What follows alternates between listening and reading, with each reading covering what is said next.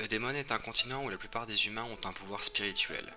10 ans avant l'histoire, Mowu, le roi dragon, a été vaincu dans la Grande Guerre. Tout le monde pensait qu'il était mort, mais ne s'attendait pas à ce qu'il soit scellé dans le corps d'un jeune garçon qui n'avait aucun pouvoir spirituel. Shu Lingjiao est un jeune garçon qui travaille dans le restaurant de sa mère, mais il veut changer son destin car tout le monde se moque de lui en raison de sa stupidité et de ses rêves impossibles. Un soir, au restaurant, Shu Lingjiao raconte aux gens l'histoire de la dernière bataille entre Tianwu et la secte de Mowu. Dès lors, le continent Eudemon offre une vie paisible et prospère sous la direction du temple Tianwu. Mais ce n'était pas la même chose il y a quelques années. Le temple Mowu possédait des pouvoirs maléfiques. Ils étaient déterminés à prendre le contrôle d'Eudemon et du continent sous les conseils de leur puissant maître roi dragon Mowu. Mais il a été vaincu par le maître Feng Tianqing du temple Tianwu. Shu Lingjiao prétend fièrement être son successeur, mais aussi la personne la plus appropriée pour le siège du roi. Personne ne croit ses bêtises, y compris sa mère et son ami Zai Feng. Pendant ce temps, une espionne de Mowu est entrée sur le continent Eudemon et réussit à échapper aux soldats de la défense. Shu Lingjiao est en route pour livrer de l'alcool à un client. Zai Feng dit à Shu Lingjiao que le roi dragon a été vaincu, mais il y a des rumeurs qui disent qu'il est toujours en vie, qu'il y a une chance pour que Mowu envahisse à nouveau Eudemon.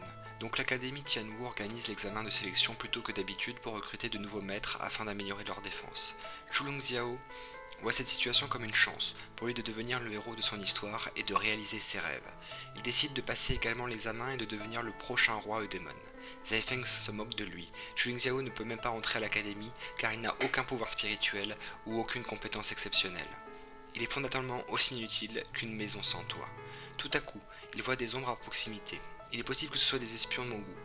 Shu Lingjiao les suit. Il veut prouver qu'il a le courage de faire partie de l'académie Eudemon. Tout en courant après les soldats du temple de Tianwu, Shu Lingjiao atteint la forêt. Là-bas, il voit une sorte de luciole et suit le sentier qui le mène à un groupe d'hommes. Mais Shu Lingjiao est stupide. Il confond Ruby Xiao avec une jeune fille innocente. Il la croit en danger. Ruby Xiao ne peut pas supporter ses bêtises et s'échappe en laissant derrière elle une fleur démon. C'est alors qu'elle rencontre un autre membre de la secte de Mowu. Celui-ci lui donne une cape lui permettant de passer inaperçu et lui ordonne de passer les examens de Tianwu. Ainsi, si elle entre à l'académie, la secte de Mowu pourra trouver où se trouve le roi dragon et le ramener de l'autre côté. Shu Lingjiao est sur le point de se faire manger par la fleur démon avec les autres soldats. Soudain, il entend une voix suspecte lui offrant des pouvoirs. Un pouvoir maléfique émerge en lui qui le fait tuer la fleur démon d'un seul coup, puis il tombe inconscient.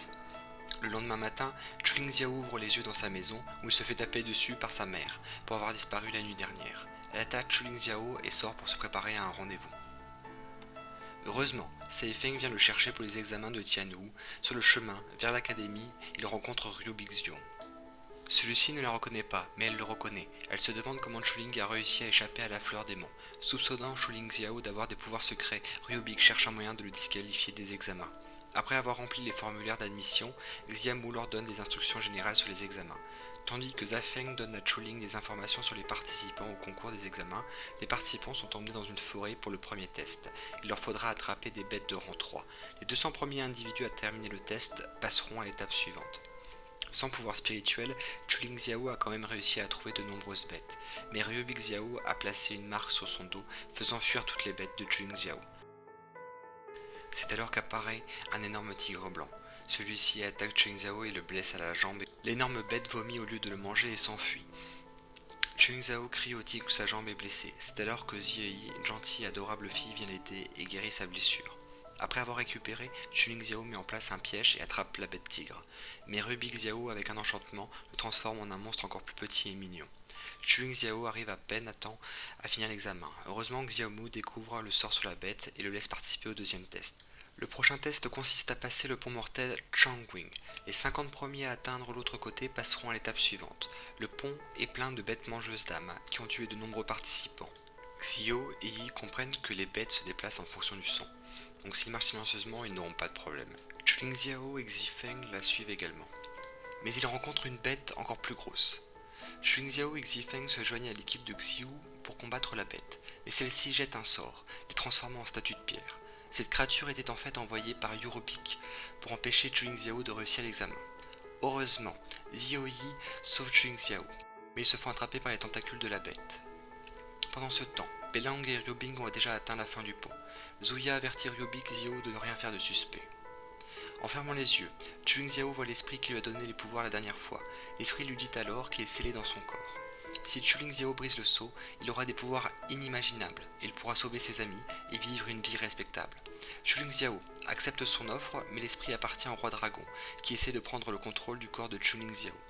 Après s'être emparé de son corps, le roi dragon essaie de tuer Ryobik Xiao pour avaler ses pouvoirs. Il décide aussi d'absorber les pouvoirs de Zioi. Mais le sceau n'a pas encore été complètement brisé. Les dirigeants de l'académie arrivent et bloquent les pouvoirs de Chuling. Pour l'instant, le secret de l'esprit du roi dragon restera caché. Le lendemain matin, Chuling Xiao ouvre les yeux, il est de l'autre côté du pont, car tous les survivants ont été considérés comme aptes à réussir le concours. Chuling Xiao est si content qu'il a du mal à croire qu'il a réussi. Il ne prend même pas la peine de penser pourquoi il ne se souvient pas de ce qui s'est passé la nuit dernière. Xiamolin dit aux étudiants qu'il y a 18 ans, le continent aux démons a été envahi par Mowu, mais un jeune maître a vaincu le roi dragon. Tianwu a été détruit au cours de cette bataille. Le roi Feng Tan a reconstruit le temple et l'a protégé avec 3 couches de défense. Les étudiants obtiennent leur numéro de chambre et sont présentés à leur nouveau professeur Duyan, qui est une drôle de créature jaune mais possède d'énormes pouvoirs et peut me lire dans les pensées. Chuling Xiao reçoit la chambre numéro 6, se précipite alors à l'intérieur, claquant la porte. C'est alors que l'étiquette de la chambre tombe et devient neuf. Il s'agit en fait de la chambre de Ryobik Xiao. Elle commence à prendre un pain, Chuling Xiao se fait repérer et d'un coup le frappe. Le lendemain matin, inconscient, Chuling Xiao ouvre les yeux. Il se fait réveiller par l'annonce qui appelle les étudiants à l'entrée. De plus, on voit que 2 autres membres de Mowu sont arrivés. Le 3e test consiste à collecter au moins 1000 pièces en 4 heures. Tout le monde commencera avec un sac de pièces au hasard et arrachera les pièces des autres pour en gagner plus. Heureusement, Chuling Xiao obtient le gros sac qui contient 2000 pièces, mais dans son énorme bêtise, il le révèle à tout le monde, ce qui provoque une course-poursuite. Chuling Xiao doit jeter plus de la moitié de ses pièces pour pouvoir s'éloigner des poursuivants. Il se précipite alors vers la zone de sécurité mais se fait attraper. Cependant, Chuling Xiao a désormais le pouvoir de tout voir au ralenti qu'il a reçu du roi dragon, quand son corps était sous contrôle de l'esprit du roi dragon. Ça lui permet d'écraser ses ravisseurs, mais Ryobik Xiao arrive. Elle attrape tout le monde avec des plantes et prend toutes leurs pièces. Chuling Xiao détruit les plantes qui le retiennent et se précipite vers Zai Feng pour lui parler des pouvoirs qu'il vient de découvrir. Soudainement, ils entendent une explosion à proximité. Les espions Mowu sont entrés dans la forêt, portant l'arbre du dragon, qui leur permet de savoir où est l'esprit du dragon. Ils ont attrapé Zioi et veulent la tester. Si elle échoue, elle meurt. En voyant cela, Chuling Xiao accourt pour la sauver. Mais Chuling Xiao ne sait pas comment contrôler son pouvoir, et par manque d'expérience, il essaie de frapper l'un des méchants, mais se blesse à la place.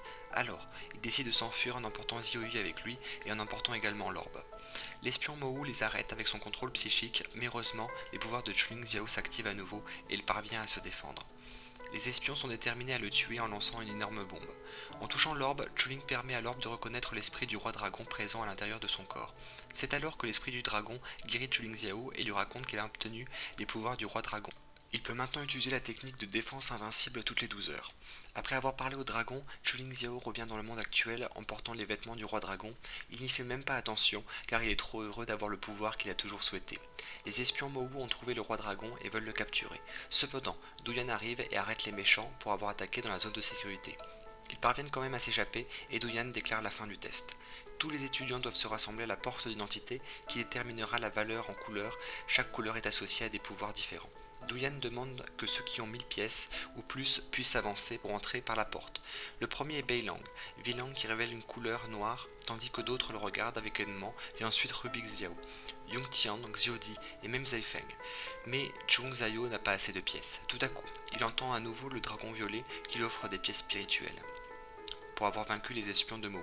Avec les pièces données, il passe la porte d'identité et sa couleur révélée est incolore. Les autres étudiants protestent contre Chuling et l'accusent de tricherie.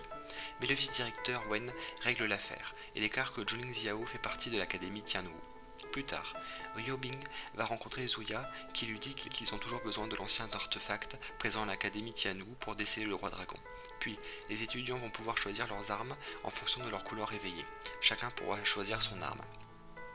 Chuling Xiao était laissé sur une île déserte. Il est la deuxième personne après le roi Feng King à être entré sur l'île incolore. Là-bas, il rencontre des esprits qui lui demandent de jouer à des jeux de dés, qu'il gagne facilement car il a grandi dans un bar, dragon pour choisir, mais il n'obtient toujours qu'une planche de bois comme arme et redevient sujet à moquerie.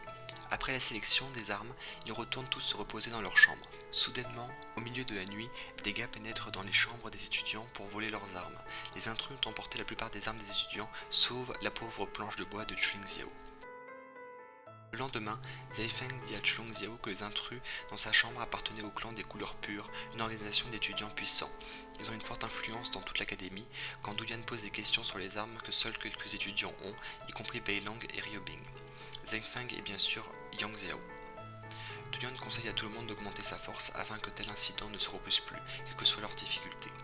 Shuling écrit une lettre à sa mère lui disant qu'il a obtenu une chambre bien meublée, beaucoup de nourriture et une formation exceptionnelle à l'académie, qu'elle n'a pas à s'inquiéter pour lui. Après une formation de quelques jours, Du Yuan informe les étudiants du test de simulation, qui sera mené par le meilleur étudiant de l'année dernière, Zhu Zhang.